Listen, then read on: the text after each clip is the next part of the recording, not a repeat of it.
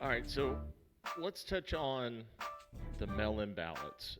What it's going to look like, what's going to be expected, and how in the past that USW has actually benefited, or just unions in general, have pretty much benefited from mail-ins, and why it's so important that we get as much participation and everybody gets a ballot and gets to vote.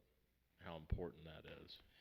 Well, mail-in ballots tend to benefit unions because the union supporters are usually in most circumstances the ones who are most I guess engaged and organized literally Mm-hmm. and enthusiastic about getting a vote because those who are really that they really want a union, they're waiting for that, they're looking for that ballot in the mail. So typically, it isn't like people who are against being unionized. No, It's typically mostly, most of the time the people that are against a union, they're not organized at all. They don't yeah. typically talk to each other. So the fact that y'all have the right to vote committee that's come together, Mm-hmm. it's kind of unusual. Okay, good. It is, y'all accomplished a lot, particularly getting that petition last year, a petition against union representation signed last year. I mean, that's almost unheard of, getting that many signatures.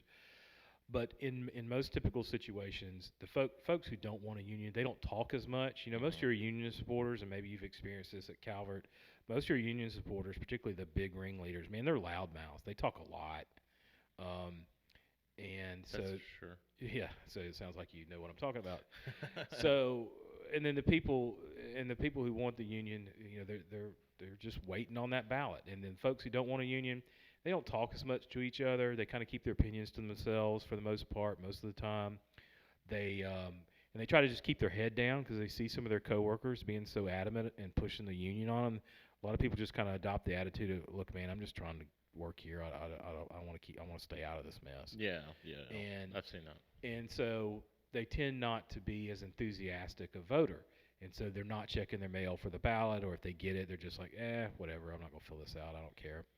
And keep in mind, just like in a manual ballot election, if you have 1,000 employees that are eligible to vote in the election, Mm-hmm. and only 300 of them vote out of apathy, or they didn't get a ballot, or they didn't turn it in on time, the union only needs to win a simple majority of those votes. So if you had 300 out of 1,000 vote, all they got to get is 151 votes, and they win, Right. because it's a simple majority of the number that vote, not a simple majority of the people who are eligible to vote. That's two different numbers. Yeah, that's why they fought so hard to like keep certain people out that they don't want to be eligible. For instance, like the other day, I found out like people in the quality lab, hourly employees will be fully affected by any decisions that happen if the union come in, that they literally don't have a voice and they're being told that they can't vote, which is it blows my mind because it's like these guys are just like operators, and the things and the jobs that they do. There's the there's like 18 to 20 of them that actually will not get a voice, and that's very disheartening to see that's still. And I was asked why was that, and I found out it was that the USW didn't even bargain for them. They didn't even want them in there, and so the trick is to try to keep that number of eligible people to vote down, so that way that they can ensure that they will be in. Well, it's all politics. If they felt like that they had a number of union supporters in that quality lab, then they'd want the quality Right. lab people in there. But they're not, Yeah. but they must realize or feel like they don't have much support in there, so they don't want them in there. So you've got some information as far as what we need to talk about as far as the mail-in ballot. Yeah, it's so It's mail-in elections are pretty rare. The only reason the procedure for a mail-in election even really exists is in situations where employees are scattered across far-flung locations. They don't work in one centralized location. So the kind of typical example are truck drivers, long-haul truck drivers, where they don't report to the same terminal every day. They'll be gone, for a week or two at a time, and so they right. get ballots mailed to them. Obviously, that's not your situation, but the board has decided they're going to use this mail-in election procedure that exists as sort of a band-aid or a bridge in this time of COVID, and they're just going to use that as the default voting procedure.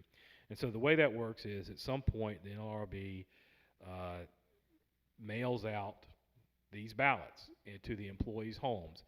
And the addresses that they use to mail those ballots out are the addresses that the employer, so in your case, AMNS Calvert, gives to the NLRB. So they'll give the NLRB a list of names and addresses of employees, Yeah. and then the board uses those addresses to mail the ballots out. Now, why am I focusing on that so much? Well, the ballot only gets to you as an employee if you have your correct home address on file with AMNS Calvert. And well, I think too, from my understanding, from what I've read online, is that in the position that the company's in right now, they may or may not be able to help individuals that have not been able to get, like, let's just say, like, I don't get a mail-in ballot. So who do I contact? You know, and so the company may even be limited on that. You know, and that's going to rely on that person to reach out to the NLRB. Well, who you got to contact an NLRB? You know. So what you're supposed to do if you're an employee and you haven't gotten your ballot, Yeah. you're supposed to call the region in 15 in New Orleans and ask for whoever the case officer is that is assigned to that election, and tell them, look, I have not, I'm Austin Siemens. I'm an employee at AMNS Calvert. Yeah. I know there's a union election going on here. I haven't gotten my ballot in the mail, and they're supposed to issue you a duplicate ballot and to whatever address is on file. Oh, okay. Yeah. And so here's the thing: if you're listening to this and you've been working at Calvert for a while and you've moved and you haven't updated your address, what all that means is the management's going to give the NLRB your old address because they don't know your current address, and then the ballot that gets mailed to you is not going to get to you. It's going to go to your old address. Right. And so it's very, very important to make sure over the next few weeks that everybody go and I wouldn't even assume, if you have any question whatsoever, go to HR and ask them, what address do you have for me on file? Right. And if it's not the correct address where you receive mail, then update it and change it, because otherwise somebody else is going to get your ballot. Not you, somebody else. Or it'll just go in the trash. Or it'll just go in the trash. And so you need to make sure you're paying attention to your mail, because keep in mind this mail-in ballot procedure was invented or created 30, 40 years ago when mail was much more important. That was a primary means of communication. Right. Well, I don't know about you, but the only thing meaningful I ever get in my mail are bills. Everything else is garbage. It goes straight in the trash. And hell, I'd like to put my bills in the trash, but it just don't work that way. Yeah, no. And so you get all this stuff that just doesn't mean anything. Anything. If anything important now comes to you, what, by email most of the time? Most of the time, either you order it yourself and Amazon or UPS are dropping it off, or FedEx.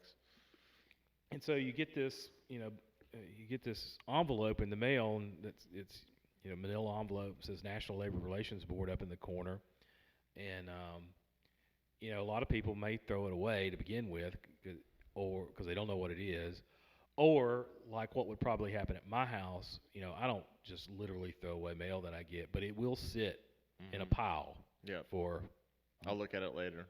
A week or two. And so you can easily, like if you're like me and it's sitting there on the kitchen table and just stacking up for a week or so, and I'm like, I'm going to get to that later. I'm sitting here going, the only thing in that pile is a bunch of bills, and I'll pay them later. And then the next thing you know, here's your mail-in ballot that you haven't cast in time. Yeah. Or you open it up on day 10 because it came to your house 10 days ago, and you said, oh, hell, I got to fill this out. Well, you mail it in, and I'll do it tomorrow. And it doesn't get there in time. Right. And so it's, allowing everybody to be aware that this is the reality, and this is the situation. These are the things that could and would happen. But I think that if we do I am kind of an optimistic, so I do believe that if we can get as much participation as possible, if everybody reaches out and says, hey, is my address up to date, and just reach out to HR, or if they even start sending out information, just it's time to kind of perk back up again, listen to what's coming out. It's only going to be for the next couple weeks or next few weeks, and then it'll be over with. And that if we can, I know it's as tiring as it sounds, but we do need to try to be very vigilant in what it is that we're trying to do. Yeah, and y'all have to talk to each other Yeah. about this in that 2 week period. Did you get your ballot in the mail? Yeah. If you didn't, go check. And if you've Right. checked your mail and you didn't get it, you need to be calling the board and getting Right. a substitute ballot. Well, I think too that we're hopefully if and when the company does put out that kind of information, we'll also be trying to put some of that stuff like like who to contact, who's the agent responsible in case you don't get a ballot, maybe even putting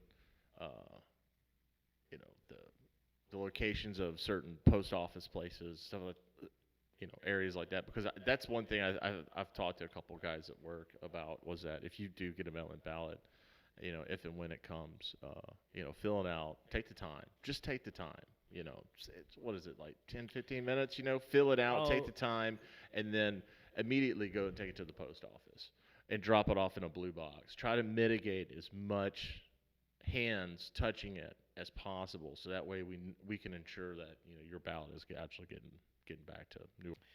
And so, ultimately at some point, as an employee at AM&S Calvert, you're going to get an envelope in the mail from the National Labor Relations Board addressed to you at whatever address that you have on file with your employer, whether it's accurate or not.